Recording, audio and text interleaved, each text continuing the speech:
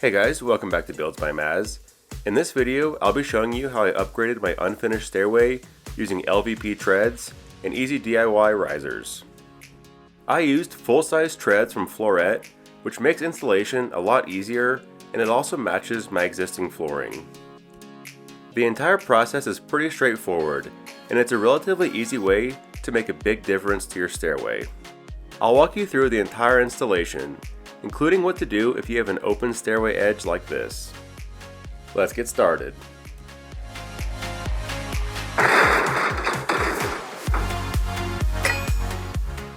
The first thing I did was temporarily remove my handrail to give myself more working space. This may or may not apply to you, depending on what kind of rail you have. The only reason I also removed this wall handrail was because this wall needed to be painted. If you are going to be doing any painting in your stairwell area, I highly recommend doing it before installing your new stairway. That way, you don't have to worry about any drips or spills, and you can paint all the way up against the edge of the stairs without having to tape anything off. I then reinstalled this handrail using some new black hardware. Now looking at my actual stairs, you'll notice that there are structural risers already in place. To give it a finished look, I'm just going to cover it with 1/4 inch MDF. I know this doesn't look like normal MDF, and that's because I bought panels that are vinyl laminated on one side. That gives it a super smooth texture, and you can paint directly over it. I'm using a white enamel paint, which I know is hard to see on camera over the white vinyl, but it does make a difference in person, and it'll match the rest of my baseboards and trim. To determine the right size, you'll need to measure this section here, starting from the bottom of this tread's lip down to the top of the tread below it. I transferred that measurement to the MDF and cut out a strip from one end using my circular saw. I used this stair gauge to measure out the correct width. This is a great tool for stairway projects. It's not very expensive and will allow you to lock in exact measurements and transfer them to both your risers and treads. I cut the MDF to size and then did a dry fit to make sure it fit properly and no adjustments were needed. To attach the risers, I used Loctite PL Premium Construction Adhesive. This has a ton of holding power, and I put a generous amount on the back of the MDF. This will ensure that it never moves out of place. I pressed it firmly into position, making sure there was good contact along the entire board. If you want, you can use brad nails to secure it in place while the glue dries. However, this will create nail holes, and for most of the risers, I didn't use these. I then moved on to the next riser, and I recommend measuring each one individually, just in case there are slight variations in the height. I then cut another strip of the MDF, used the stair gauge to measure out the correct width, cut it to size, and dry fit it into place. Now don't worry if you have a little gap on the top of the riser like this, because that'll be covered by the nosing of the new stair treads once they're in place, and that's one of the main reasons why I think it's easier to install the risers before the treads. But from there, it's just a matter of repeating the same process for every additional step, measuring out the height and width of the riser, cutting it to size, and then gluing it into place. I found that it's a little faster to cut out a few risers and have them ready to go so they can all be glued up at the same time. Now I noticed that the corner of this one here wouldn't stay properly adhered, so for that I did use a nailer to hold it in place. Luckily, this didn't happen too often, but I did use brad nails wherever they were needed. For the area of my stairway that had an open end, the process was slightly different. After cutting out a strip of the MDF, I slid it into place and just marked the back of it right here instead of using the stair gauge. This was an easy way to get an exact measurement, and after cutting it to size, it fits in perfectly and it's flush with the rest of the stair wall. Since the cut edge is just bare MDF, I did need to paint it with the enamel paint. I did this for all the risers that had an exposed edge, giving each one 2 coats. Once the paint was dry, I could glue all the remaining risers into place.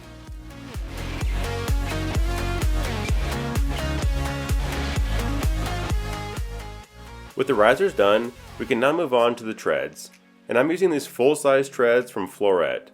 They make these in every color that they do their LVP flooring, and you can see how it perfectly matches. Having full-size treads makes installation so much easier. A lot of times with LVP stairs, you've got to do it in sections, which means first gluing down the LVP planks and then attaching the nosing separately, but having it all in one piece just makes everything so much simpler. Check for any screw heads that might be sticking out of the surface. Make sure to drive those down until they're sitting flush. We'll use this stair gauge again to measure out the correct tread width.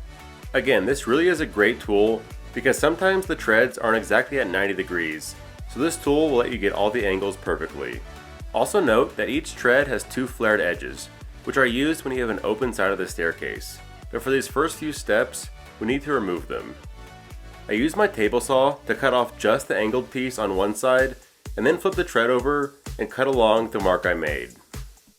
Dry fit it into place, and if everything looks good, we can move on to permanently attaching it. We're going to be attaching it using the same PL Premium construction adhesive. And to help with proper adhesion, we're going to roughly sand the bottom side of the tread using coarse grit sandpaper, and I used 80 grit. You can see how this creates a rough texture on the tread, which is going to allow the construction adhesive to better grab onto it. Be sure to also thoroughly clean off the step so there's no dirt or debris to interfere with the glue. Be sure to use a significant amount of construction adhesive for these treads.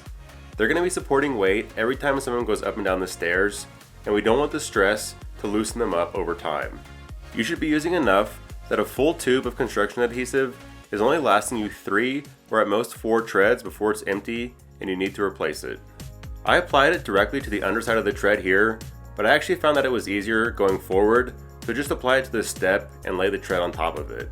Make sure it's pressed all the way against the back riser, and then I like to walk on top of it to ensure the glue is firmly pressed down. The adhesive takes 24 hours to fully cure, and you'll want to make sure the tread is weighed down for that full time. And I recommend using at least 50 pounds per step to make sure you have enough pressure on the glue. Running through the process one more time, make sure the step is clean, and use the stair gauge to measure the exact width of the step. Then transfer those measurements to the tread, cut off one of the little angled corners, then flip it around and cut along the mark you made. Once again, dry fit it into place, and then roughly sand the underside. As I mentioned, with all the remaining steps, I just applied the construction adhesive directly to the stairway. This was just a little bit easier, and I didn't have to flip the tread around with a bunch of glue on it.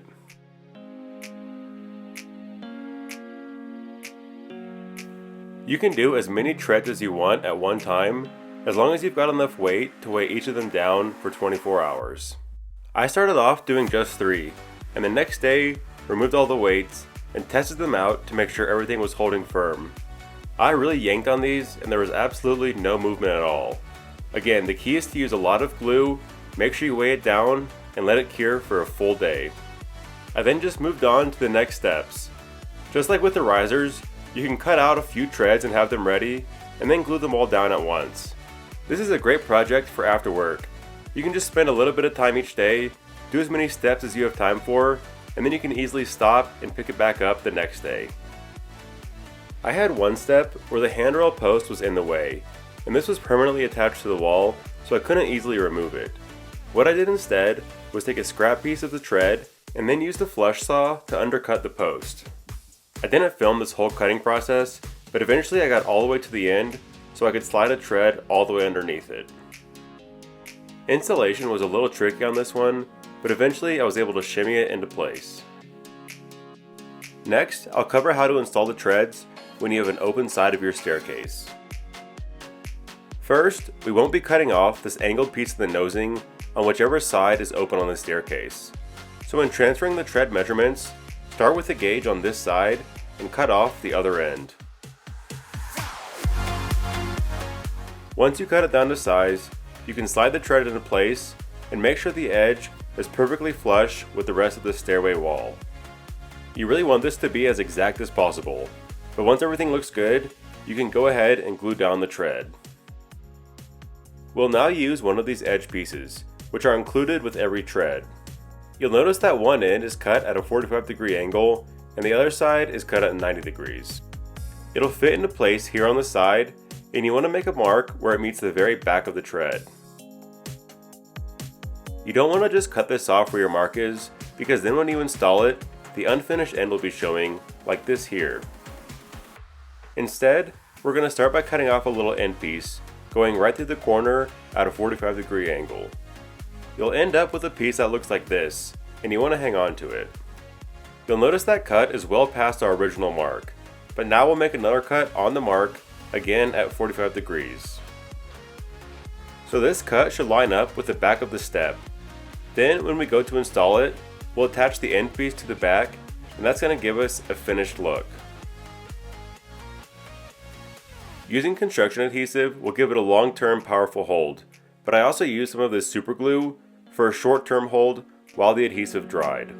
I held these pieces together for about a minute or two, and that was enough time for the super glue to take hold. And now I can install this all together as one piece. I added more construction adhesive to the front edge and all along the side. I then pressed this into the side of the stairwell, lining it up with the front and side of the tread. I then used a couple of brad nails to hold this in place while the construction adhesive cures. You'll end up with a couple of nail holes, but they're pretty tiny, and you can always fill them in with wood filler that matches your tread color. And this is how the finished edge of the step looks. It's really just a couple more steps, and you'll get a really nice looking result. I then just replicated that same process for all the remaining steps.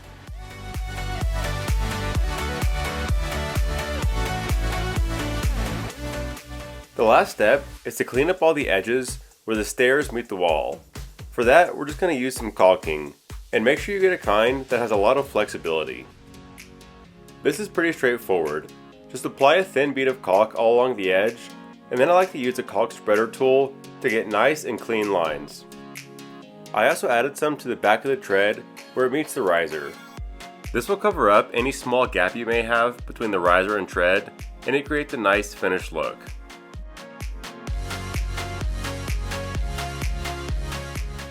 Lastly, I added some to any exposed riser edges, as well as to the back side of the tread. This helped create a seamless finish between the riser and the wall.